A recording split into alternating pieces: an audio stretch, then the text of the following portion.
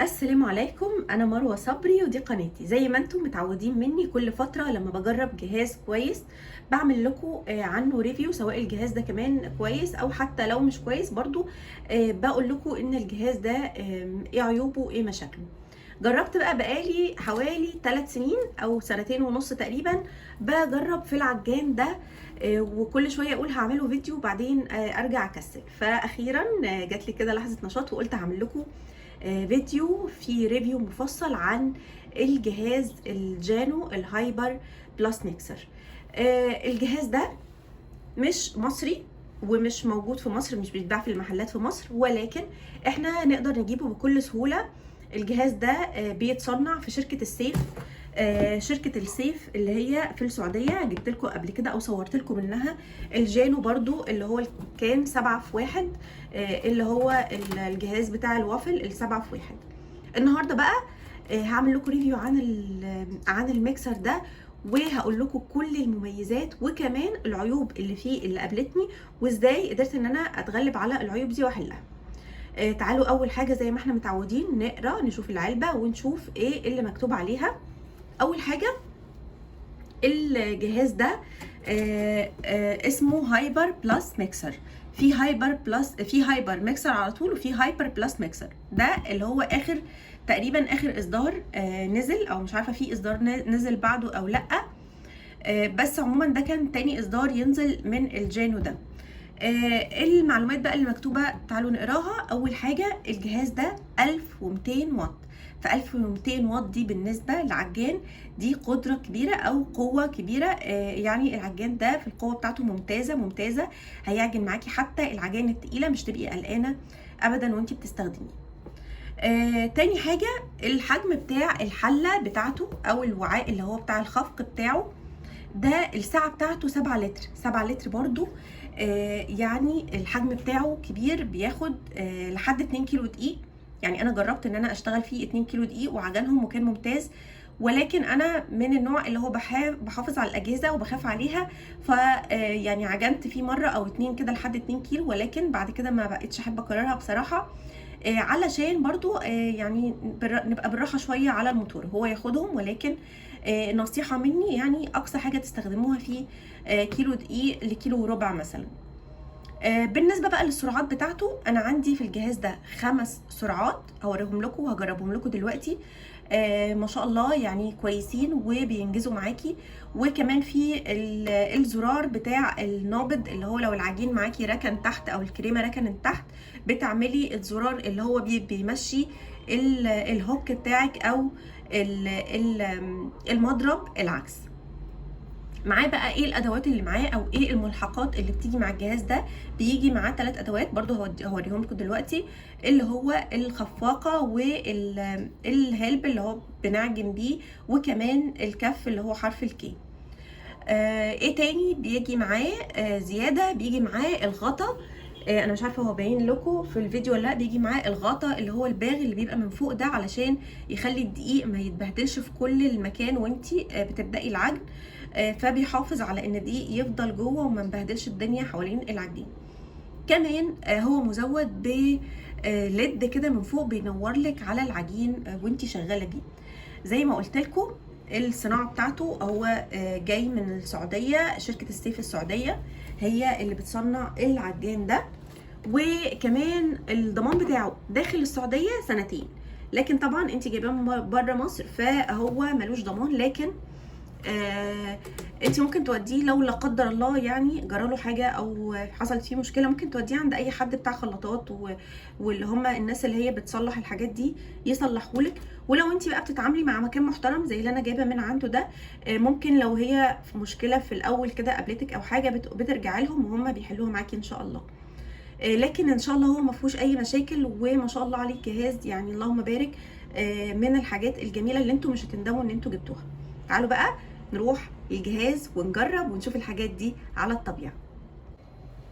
ده كده بقى شكل الجهاز بتاعي، ودي الملحقات اللي قلت لكم عنها. ده الهوك اللي بنستخدمه في العجن العجاين التقيله. لو هتعملي بيتزا، هتعملي سينابون، هتعملي عيش، العجاين التقيله بنستخدم فيها الهوك ده اللي هو بتاع زي ما قلت لكم العجين التقيل يعني يستحمل العجن وكده. تاني حاجه معايا هي الخفاقه دي طبعا بنستخدمها للكريمات او للكيكات الخفيفه. يعني عندك كريمه خفق مثلا عايزه تعمليها، عندك كيكات كده اللي هي بتبقى القوام بتاعها بيبقى خفيف، ممكن نستخدم ده.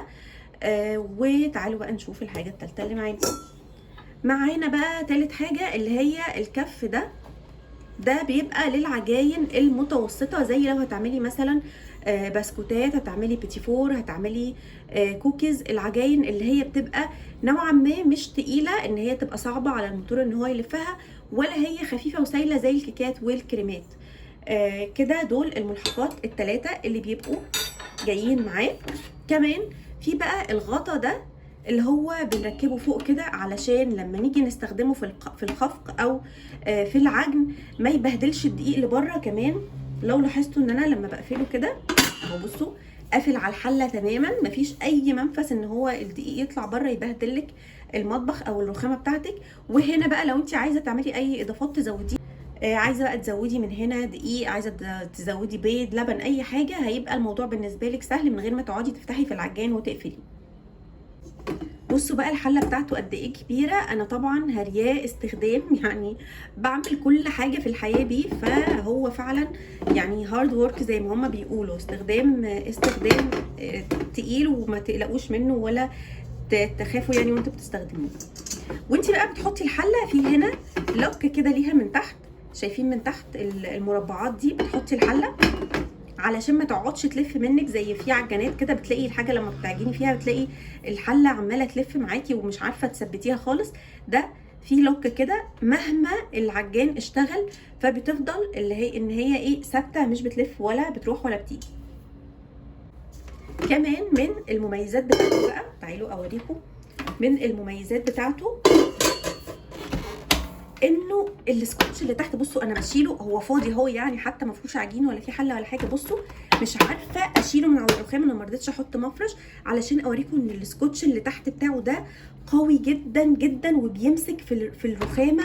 يعني اللي هو مهما عجنتي ومهما كنتي حاطه كميه كبيره من العجن ومهما زودتي السرعه فهو بيفضل ثابت في مكانه ومش بيتحرك ولا بيمشي زي العجانات التانيه اللي احنا بنشوفها. هنا بقى شايفين السرعات بتاعته اهم 5 سرعات اهو، من 1 لحد 5.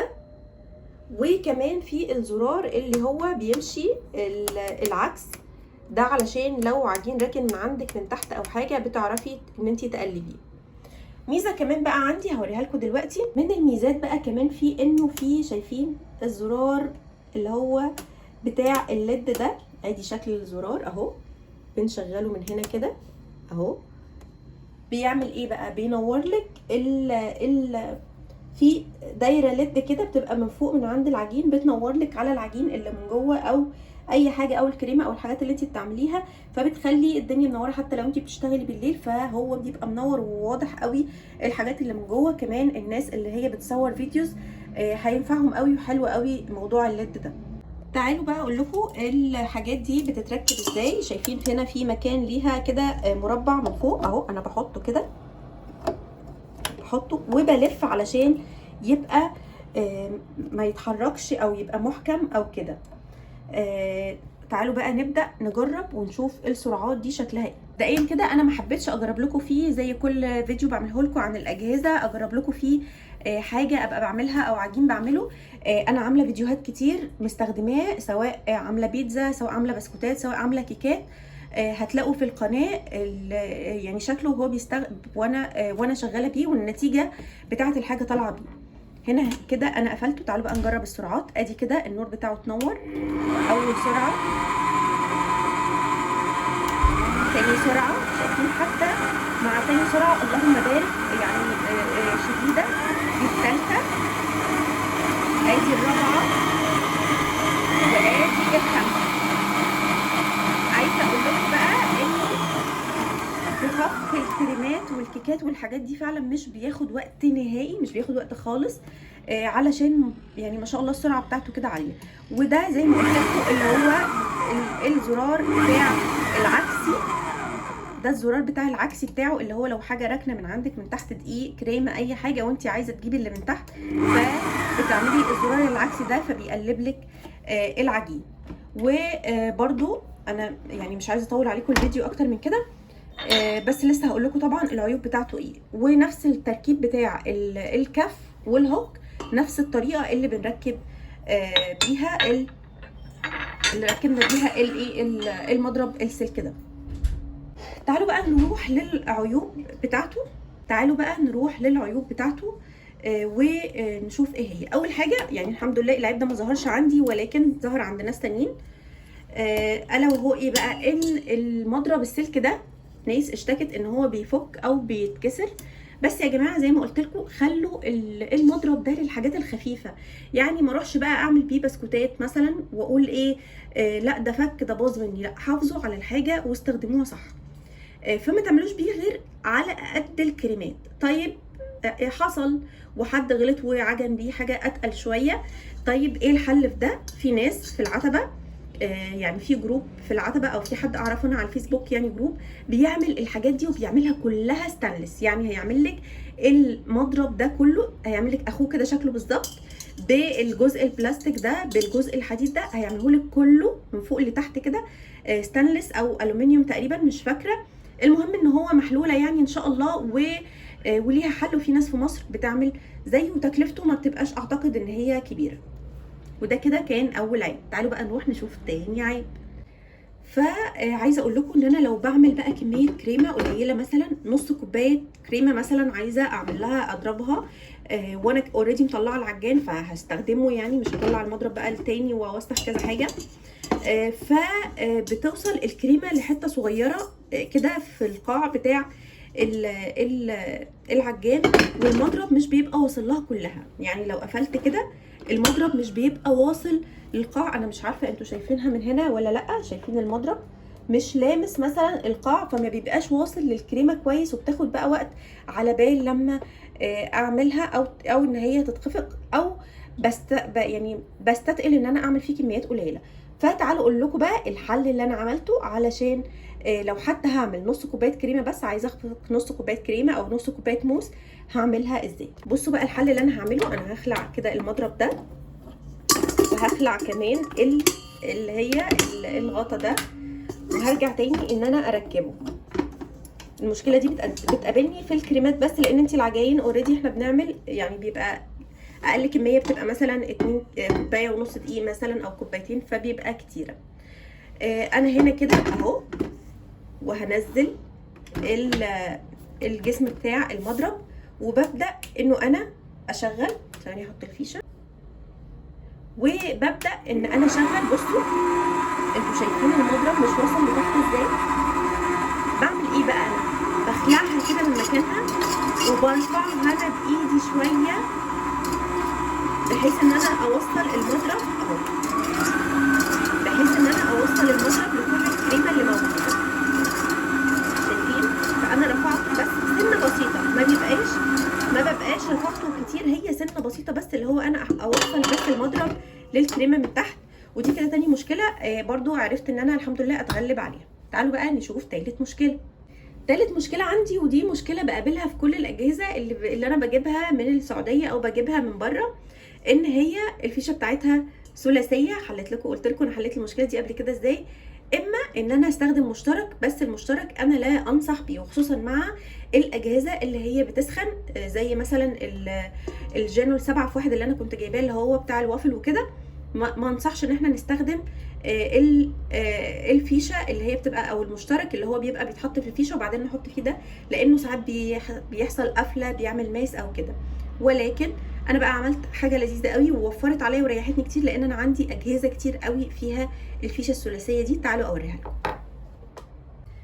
ريحت دماغي بقى وعملت فيشه ثلاثيه اصلا تبقى ثابته في المطبخ. دي بستخدم فيها كل الاجهزه اللي هي بفيشه ثلاثيه، سواء كاتل، سواء الجهاز بتاع الوافل، اي جهاز عندك 3 الفيشه بتاعته ثلاثيه، بتستخدمي فيه تعملي الفيشه دي وتريحي دماغك، وخصوصا لو انت بتجيبي اجهزه من بره كتير زي.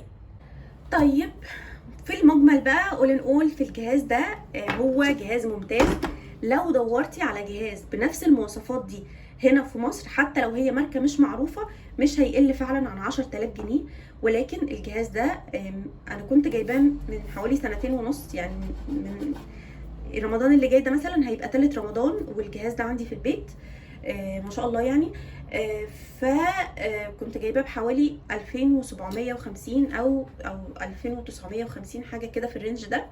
مش عارفه الحقيقه دلوقتي هو وصل لكام، ولكن مهما كان المبلغ اللي هو وصل له فانا عايزه اقول لكم ان انتوا هتبقوا موفرين كتير جدا لو جبتوه بالمواصفات دي عن ما هتشتروه من هنا من مصر. فعلا الاجهزه هنا بقت مولعه، او الاجهزه اللي بنفس المواصفات دي غاليه جدا. فنصيحه مني لا اشتروه، وخصوصا لو انت بقى بتعملي شغل او بتطلعي اوردرات او كده. الجهاز ده ممتاز، او انت اسره عددها كبير وبتعملي عجاين وحاجات كده كتير، الجهاز ده ممتاز، انصح بيه بشده. وعلى فكره انا مش بعمله دعايه خالص والله للجروب ولا حاجه، انا فعلا هم ناس محترمين وانا بحب اتعامل معاهم جدا في شراء الاجهزه بتاعتي، ومش باخد منهم فلوس ولا حاجه. عشان في ناس بتقولي انت بتاخدي فلوس وبتعملي الاعلانات دي، ابدا والله. انا هسيب لكم اللينك بتاعهم في صندوق الوصف. والجهاز ممتاز، انصح بيه بشده. ونقول سلام، ويا رب اكون فدتكم. اي سؤال حابين تسالوه عن الجهاز اكتبوا لي تحت في التعليقات. ولو الفيديو عجبكم حابين فيديوهات من دي كتير، انا عندي اجهزه كتير ممكن اعمل عليها ريفيوهات، اكتبوا لي تحت في التعليقات وانا ان شاء الله هعمل لكم ريفيوهات على اجهزه تانية جديده.